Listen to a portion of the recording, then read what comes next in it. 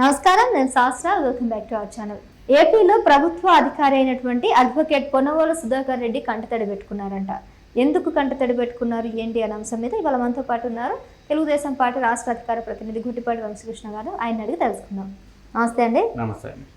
So అడ్వకేట్గా ఉన్నటువంటి పొన్నవోలు సుధాకర్ రెడ్డి గారు గతంలో చంద్రబాబు నాయుడు జైలుకి వెళ్ళడానికి ముఖ్య కారణమైనటువంటి ముఖ్యమైన పాత్ర వహించారు. అతనే ముఖ్యంగా ప్రభుత్వ అధికారి అయినా కూడా జగన్కి కొమ్ము కాసారనే ఆరోపణలు కూడా ఆయన మీద ఉన్నాయి.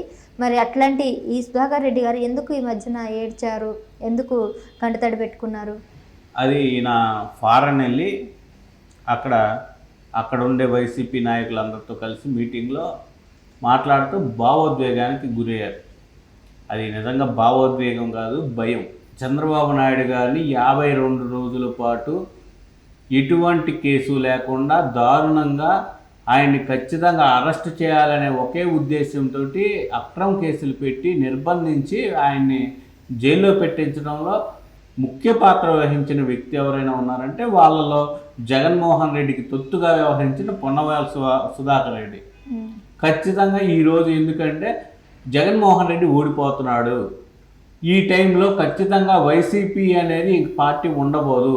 అటువంటి పరిస్థితిలో ఎన్ఆర్ఐల నుంచి కానివ్వండి, వైసీపీ పార్టీ కార్యకర్తల నుంచి కానివ్వండి, వాళ్ళకి సపోర్ట్ రావాలంటే కాస్త ఎమోషన్ బిల్డప్ చేయాలనే ఒక ఉద్దేశంతో జగన్ ఓడిపోతే జగన్ ప్రాణాలకే ప్రమాదం అని వాళ్ళకి చెప్పి వాళ్ళని ఎమోషన్గా ఇంకా వైసీపీ తరపు ఉండేలాగా కనీసం రేపు ఎట్లాగో కొన్ని సీట్లు కూడా గెలిచే పరిస్థితి లేనప్పుడు పార్టీ ఎట్లాగో భూస్థాపితం అయిపోతుంది. కాబట్టి భూస్థాపితం అయిపోకుండా పార్టీని కాపాడే ఉద్దేశంతో ఆయన ఈ వ్యాఖ్యలు చేశారు.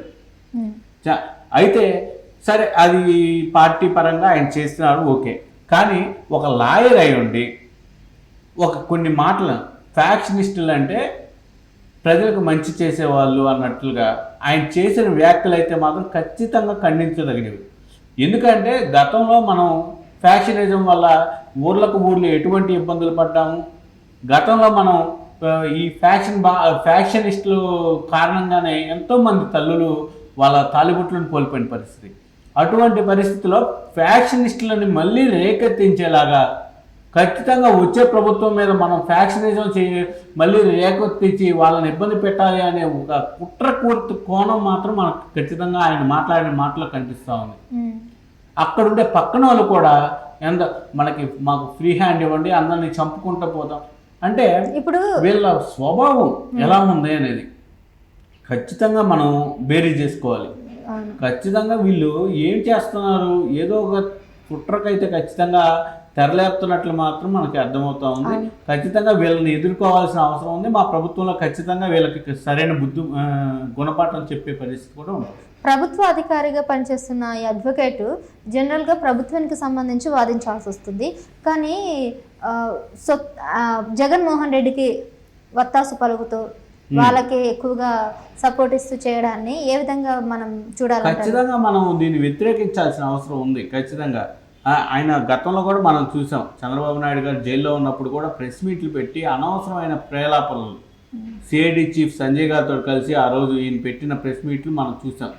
గతం నుంచే కాదు, ఈయన ఎప్పుడు కూడా వైఎస్ఆర్ కాంగ్రెస్ పార్టీకి అనుబంధంగా పనిచేసిన వ్యక్తే చేసి ఉండొచ్చు. కానీ కూడా ఇటువంటి పబ్లిక్ ప్లాట్ఫామ్లో మాట్లాడేటప్పుడు ఒక లాయర్ అయిన వ్యక్తి ఫ్యాక్షనిజాన్ని రెచ్చగొట్టేలాగా, ఫ్యాక్షనిజాన్ని ప్రోత్సహించేలాగా అటువంటి మాటలు మాట్లాడడం అనేది కూడా మాత్రం ఖచ్చితంగా కరెక్ట్ కాదు.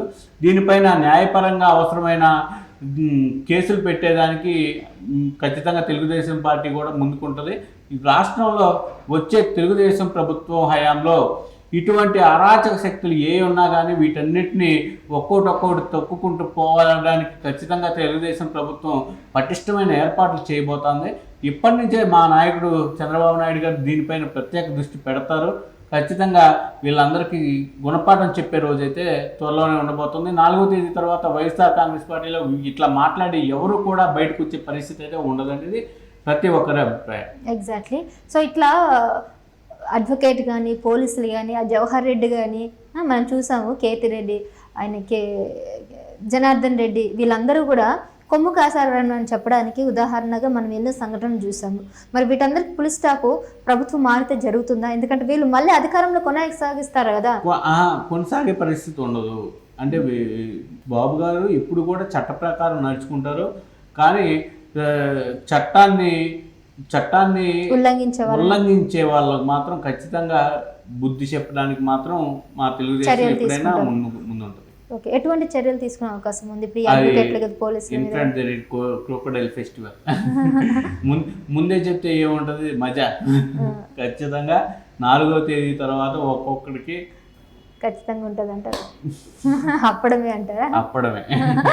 రైట్ అండి. సో నిజంగా ప్రభుత్వం వాళ్ళ చేతుల్లో ఉందని, ప్రభుత్వ అధికారులు కూడా మాకు ఎవరూ సాటి రారు, మేమే పోటీ అన్నట్టుగా ఎవరికి ఇష్టం వచ్చినట్టు వాళ్ళు బిహేవ్ చేశారు. చట్టాన్ని ఉల్లంఘించుకుంటూ కూడా ప్రవర్తించడం జరిగింది. మరి వారందరికీ కూడా రానున్న రోజుల్లో ఖచ్చితంగా చర్యలు తీసుకోవడం, పనిష్మెంట్ అయితే ఉండబోతుంది అనేసి రాష్ట్ర అధికార ప్రతినిధి వంశీ గారు అయితే చెప్తున్నారు. చూద్దాం. Thank you sir.